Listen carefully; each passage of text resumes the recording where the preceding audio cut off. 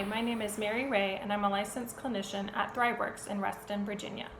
Today I'm going to be answering the question, what can I do to de-stress during COVID-19? This is a great question because I think all of us are under a lot more stress than usual, and most of us don't have the same outlets we used to use in order to de-stress. Before I get into specific examples and what to do, I first want to talk about how to go about this process and some ground rules to lay for yourself. The first ground rule would be to schedule de-stressing activities. A schedule will help you be much more consistent and accountable during the week. It will also prevent any last-minute scrambling to come up with a de-stressing activity on a day you're already overwhelmed. The second thing would be to identify the intention or purpose behind the de-stressing activity. This is really important for certain activities that might have multiple purposes, such as physical exercise. Exercise could be used as a weight loss tool, but in this case, we're using it more for stress management. So before exercising, you would want to acknowledge that to yourself. I'm going to work out because I know it will help me feel better mentally, it'll help me feel better physically, and I'll feel more relaxed afterwards. So kind of saying that to yourself, really acknowledging that purpose behind it. This will help you be much more intentional with your stress reducing activities. The third thing is just to be flexible and patient with yourself. These are uncertain times for all of us, and we're all trying to come up with new creative ways to de-stress. So if something's not working, that's okay. Keep trying and try to be patient with yourself in the process. Now for what to do, I like to categorize de-stressing techniques according to the dimensions of wellness. There are 5 dimensions of wellness: intellectual, social, physical, emotional, and spiritual. I outlined them here in a chart like this, so you can see.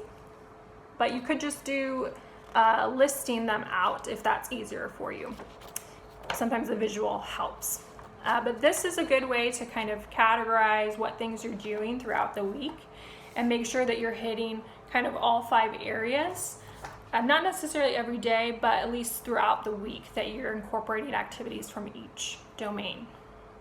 So for example, under intellectual, you could do something like games or puzzles, reading, listening to a podcast, exploring a new topic that you've had an interest in, practicing a new language skill. There are lots of apps out there for brain games, language development, lots of things that you can do for that one.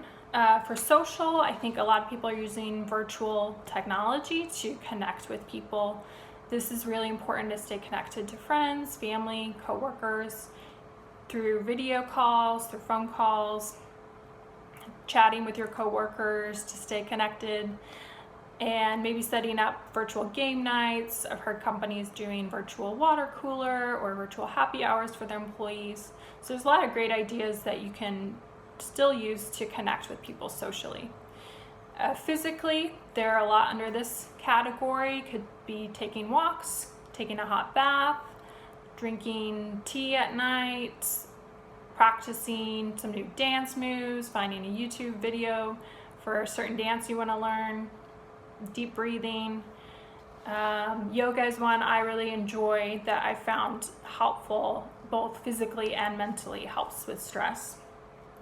Under emotional, things like practicing gratitude, positive self-talk, looking up quotes that you find inspirational and kind of help you manage stress throughout the day.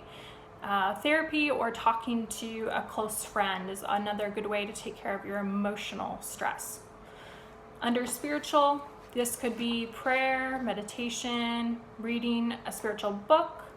A lot of churches I know are doing online services, so that's another thing that you potentially could plug into. So I would consider doing it, outlining the dimensions of wellness for yourself. You could use some of my examples or come up with your own, but come up with at least 4 to 5 ideas under each dimension. That way it gives you a lot of activities to pull from. And then you would kind of want to go back to your ground rules. Okay, work out a schedule for yourself. for these 5 dimensions, which ones are you going to do on which day. That'll help you really stay accountable and make sure that you're taking care of all parts of yourself. I hope this is helpful for you. Again, remember that third ground rule is to be patient and flexible with yourself during these uncertain times. Thanks and have a great day. If you like this video, help us reach others by hitting that like button and subscribe. You can meet with over 1,000 caring mental health professionals, including the presenter you just watched, by visiting us at Thriveworks.com, or click the link below to book your session now. Be well, and thank you for watching.